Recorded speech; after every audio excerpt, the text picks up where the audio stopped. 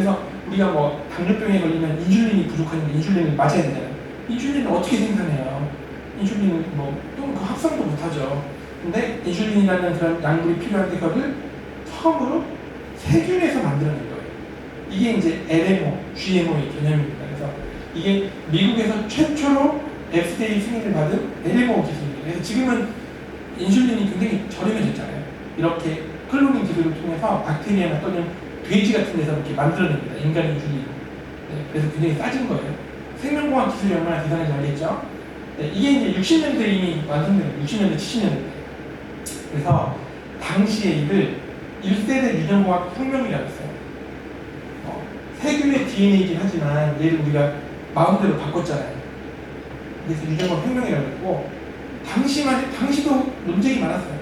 우리가 별 볼 일 없는 세균을 하더라도 세균 DNA 이렇게 막 인간이 조작하는 거 괜찮나요? 그래서 사실 다 같은 말이에요. 유전자 조작, 유전자 편집, 유전자 교정 다 같은 말이거든요.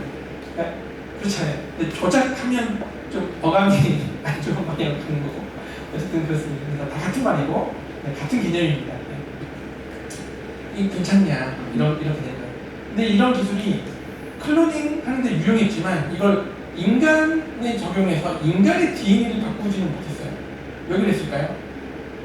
네. 그림 속에 답이 있습니다. 왜 그랬냐면 이 서열을 인식해서 자르잖아요. 이 서열이 너무 짧아요. AAGCTT. 그러니까 인간은 플라스미드에서는 이런 서열이 딱 하나 존재하는 거기를 자르는데 인간은 이런 서열이 엄청 많겠죠. 그러니까 한 군데만 자르는 게 아니라 막 여러 개가 잘리는 거예요. 내가 원하는 것을 자를 수 없다. 또 서열도 마음대로 바꿔줄 수 없다. 이런 한계점 때문에 인간 세포를 편집하지는 못했습니다. 박테리아는 했지만, 미생물은 했지만, 그랬던 게, 그래서 과학자들이 이제는 인공적으로 만들기 시작한 거예요. 그러던 게 이제 이 크리스퍼를 만나게 됐는데, 바로 크리스퍼로 가면, 크리스퍼는 이렇게 생겼습니다. 단백질이 하나 있고, 이 가이드 해주는 RNA, 빨간색이 가이드 RNA예요. 그래서 이름부터가 가이드 RNA, 가이드, 인도를 해준다는 거죠. 그래서 이 카스9이라는 단백질이 RNA를 이렇게 머금고 있다가 RNA 서열과 똑같은 DNA를 만나면 거기를 달라붙어서 자르는 거예요. 그러니까 우리가 앞에서 말한 효소를 이제는 인공적으로 마음대로 바꿀 수 있는 거예요. 내가 원하는 곳 바꿔가지고 원하는 곳을 딱 자르게 할 수 있어요. 이게 가능하게 해준 기술이라 해서 이제는 이런 진 에디팅, 그런 유전자 편집이라는 분야가 이제는 정말 대중화되었다 생각합니다. 그래서 지금 이제 전 세계 모든 생명과학 랩들이 이런 기술을 이제 사용하고 있고요. 그래서 이 기술이 어떻게 나왔냐면 미생물학자들의 노력으로 나온 겁니다. 그래서 이게 이제 박테리아 전체 모습이에요. 박테리아 바이러스가 우리를 공격했죠. 코로나 같은 바이러스가. 근데 바이러스가 박테리아도 공격합니다. 박테리오 파지라는 앱이에요. 파지가 이렇게 박테리아를 공격하는 거예요. 박테리아가 공격을 당하면 이제 죽겠죠. 근데 살아남는 그런 방어 기작이 있습니다. 그 방어 기작이 크리스퍼 시스템이에요. 외부에서 이렇게 바이러스가 쳐들어오면 얘네들을 잘라가지고 이 반복 서열에 외부의 바이러스 DNA를 집어넣습니다. 그러면 살아남아요. 일종의 기억장치예요. 기억하고 있다가 너 쳐들어왔지? 그럼 내가 너를 내 몸속에 각인을 시킨다. 각인한 다음에 수시로 발현하고 있다가 똑같은 애가 또 들어오면 잘라서 없애버려요. 대단하죠? 그래서 이게 바이러스와 박테리아의 싸움입니다. 1억 년 전에, 그러니까 인류가 태어나기도 전에 있었던 오래된 싸움이에요. 네. 그래서 또 혹자는 이제 이걸 멋지게 표현하면 지구상의 가장 오래된 싸움이다. 이렇게 되는 거죠. 그래서 창과 방패의 싸움입니다. 그 시스템을 인류가 2000년대 와서야 이 시스템을 이해하게 된 거예요. 이제 와서. 그렇게 된 거고요. 이걸 이제 크리스퍼 시스템이라고 하고, 이 크리스퍼 시스템에 있는 몇몇 도구를 활용하는 게 크리스퍼 유전자 가위라는 거예요. 그래서 이제 뭐 나중에 유튜브 영상도 있어서 이런 데 들어가 보면 뭐 동영상 같은 거 있거든요. 그런 거 보시면 되는데 한 장면 딱 캡처했는데 실제 이것과 유사하게 생겼습니다.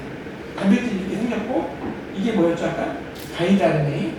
가이드 RNA를 딱 머금고 이렇게 돌아다니면서 RNA와 딱 시퀀스가 맞은 DNA를 만나면 그 부분을 딱 잘라버리는 거예요. 이런 원리로 작동합니다. 그래서 뭐 당시에 이제 크리스퍼 열풍이죠.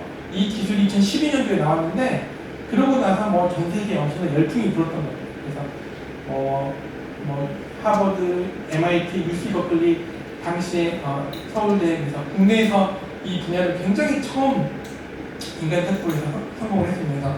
여기 책에도 그 김진수 교수님 이름이 언급되어 있거든요. 그러니까 이게 결국 승자의 역사고 제니퍼 다우드나의 입장에서 썼기 때문에 전방에 아시아에 있는 일은 한 줄 적혀 있을 뿐이죠. 근데 어쨌든 많은 과학자들이 같이 해왔습니다. 그리고 이 기술이 2012년도 말에 나왔는데 그리고 불과 7년, 8년 만에 굉장히 이례적으로 빠르게 노벨상이 수여된 거예요. 그래서 보통 노벨상 하면 해전 기술이고 충분히 검증이 되어서 노벨상을 받는 건데 이 기술은 굉장히 이례적으로 빠르게 받았죠. 노벨 화학상이 받았고 프랑스 국적의 엠마누엘 샤르퐁티에 박사 그리고 미국 국적의 제니퍼 다우드나 미국 UC 버클리에 지금 교수가 있습니다. 그래서 과학상 중에서는 여성 과학자만 받는 게 처음이라고 해요. 그러니까 뭐 3명이 받는데 그 중에 1명이 여성이고 이런 경우는 있지만 여성만 받는 경우는 처음이었다. 그렇다고 하고 이게 이제 다소 영어가 있지만 이 노벨상 커미티에 있는 문구를 그대로 가져왔습니다. 그래서 노벨상 커미티가 노벨상을 주면서 왜 주는지를 설명할 거 아니에요. 그 설명입니다. 그러니까 이 툴은 genetic seizures, 유전자 가위다. 그리고 rewriting the code of life, 생명의 코드를 다시 쓸 수 있는, 편집할 수 있는 그런 도구다. 이렇게 쓰고 있고요. 이 기술을 쓰면은 현재 완료형 배웠어요? 그래서 이미 생명과학에 레볼루셔너리 임팩트, 그래서 혁명적인 영향을 끼쳤다. 이미 생명과학에는 혁명적인 영향을 끼쳤습니다. 그러니까 노벨상 주는 거고 이제 일단 진행형이죠. Contributing New Cancer Therapy, 암 치료에도 지금 사용되고 있고 그리고 메인은 읽지도 모른다잖아요. 그래서 Inherited Disease라는 거는 선천적으로 타고난 질환입니다. 선천적으로 유전자의 변이가 생겨서 타고난 질환이 가진 사람은 사실 고치는 게 불가능하죠. 어떻게 고치겠어요? 그래서 심각하면 뭐 증상이 일찍 발현돼서 굉장히 위험해지거나 아니면 이제 만성적으로 계속 약을 먹어야 되는 그런 상황이 될 텐데 그런 것도 이제는 DNA를 바꿔서 고쳐버릴지도 모르겠다 이렇게 표현한 겁니다. 그래서 만약 이런 걸 정말 고치고 그게 어떤 질병이 정복되고 이런 날이 오면 또 다른 노벨상이 또 나올 수도 있습니다. 그 정도로 이제 굉장히 파급력이 크다 볼 수가 있고요. 이제 여기서 이제 저는 학생들한테 강조하고 싶은 거는 이런 위대한 발견은 어느 한순간에 어느 한두 명의 천재에 의해서 만들어진 게 전혀 아니다라는 겁니다. 그래서 옛날 아이작 뉴턴이 나는 거인의 어깨에 올라서서 세상을 봤다 이런 한 명언이 있는데 그 뛰어난 사람도 그런 표현을 썼죠. 그러니까 기존에 하는 지식들이 축적됐고 그걸 바탕으로 내가 숟가락을 하나 얹은 거죠. 어떻게 보면 그런 거고 여기서 보면 이제 크리스퍼 바이올로지, 크리스퍼 분야가 있어요. 그래서 그런 리피 서열을 처음으로 발견한 사람이 있고 그 기능을 밝히고 해왔죠. 한편으로는 그런 제한 요소부터 해서 유전자 편집 도구를 개발하려고 노력을 했죠. 그러다가 그게 만나가지고 크리스퍼를 이용한 유전자 가위를 처음 개발하게 된 거예요. 그래서 이제 이 일을 해냈기 때문에 노벨상을 이렇게 빠르게 준 겁니다. 근데 제가 특별히 강조했던 거는 당시에 거의 동시대에 비슷한 일을 했던 과학자가 있어요. 리투아니아의 빌리니우스 대학이라는 데가 있고 그 스틱스미스 교수입니다. 그래서 어떻게 보면 이제 노벨상은 3명까지 줄 수 있으니까 사실은 제 판단으로는 이 사람까지 받아야 되는 게 아닌가 싶지만 어쨌든 소외됐어요. 네. 동유럽 국가기도 하고 그런 것 같습니다. 어쨌든 그리고 이제 이런 유전자 가위 시스템은 그 미생물에서 가져왔기 때문에 굉장히 다양한 미생물이 있는 만큼 유전자 가위도 다양하게 있고 형태도 다양하고 뭐 구조도 다양하고 뭐 이렇게 얘기해요. 그리고 네, 이것까지만 얘기하고 좀 디테일을 더 생략하도록 하겠습니다. 그게 뭐냐면 이제 가위까지는 말씀을 드렸는데 원하는 서열 가서 자른다. 그것까지는 알겠는데 원하는 서열 가서 자르는 게 그게 어떻게 편집되는 거냐? 그렇잖아요. 잘라주는 거지 서열을 바꾸는 건 아니잖아요. 그게 어떻게 가능할 것인가? 인데요. 그걸 이제 가능하게 해주는 것은 세포의 그런 DNA 수선 기작에 의해서 가능해집니다.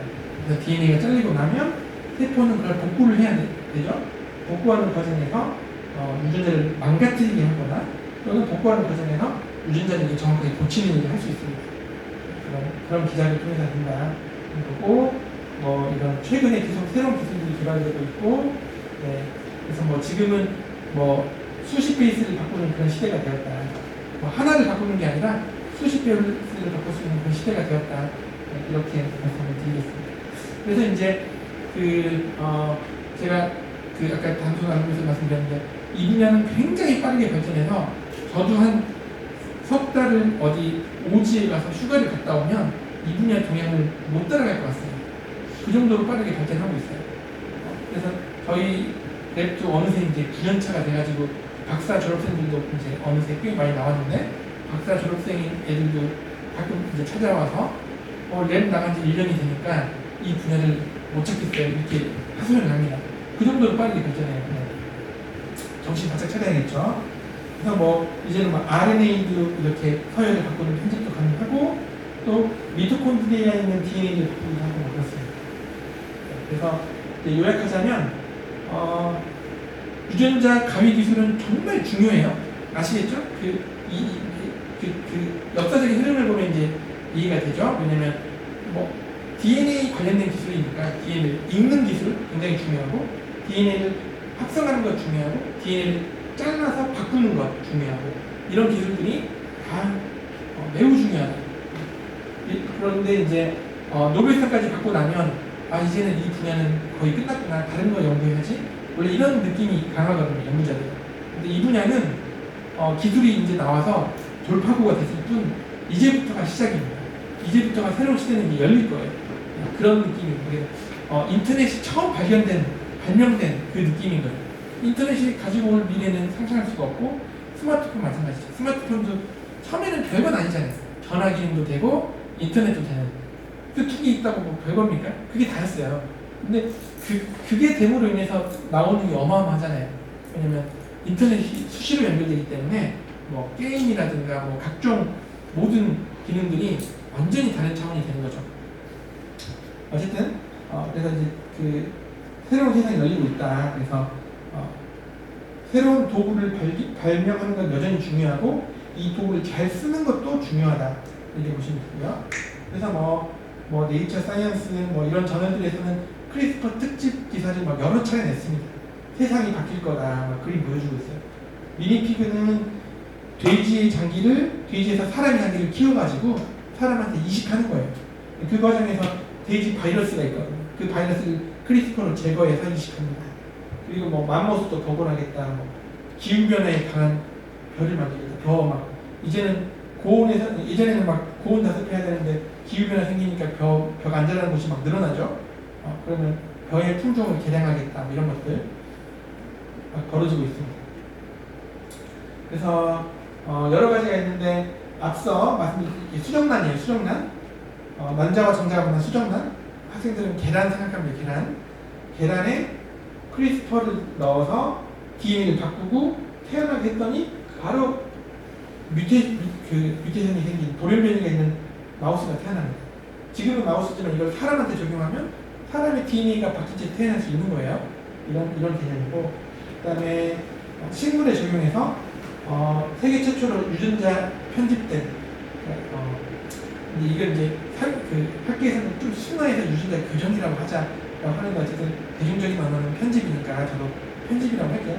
유전자 편집된 식물을 만든 거예요. 식물을 만들어서 일본에서 처음으로 판매를 했습니다. 이게 기존의 GMO와는 다르거든요. 그래서 이런 것도 나중에 추가 질문 들어오면 더 설명을 하고, 그래서 우리가 이제 사람을 한번 고쳐볼 텐데 사람을 어떻게 고쳐볼까요? 생각을 해봅시다. 사람의 DNA가 잘못해서 그냥 고치는 거예요. 근데 처음 드는 생각은 그럼 동물에서 하듯이 배아세포 편집하면 되겠네. 누가 떠오르죠? 화학모 교수가 떠오르지 않습니까? 어쨌든 대한민국 어른이라면 누구나 기억하는 화학모 교수가 떠오르는데 이 배아세포를 우리가 막 편집해가지고 태어나게 하면 되겠네. 근데 윤리적인 문제가 심각하죠, 이거는. 그래서 할 수가 없고, 이제 체세포 유전자, 체세포 태어났어요. 태어난 사람의 아이의 DNA를 바꾸는 거죠.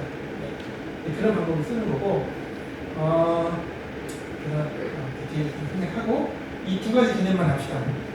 체외, 체내, 익스비고, 익스트라 바뀌죠? 익스트라 아니죠?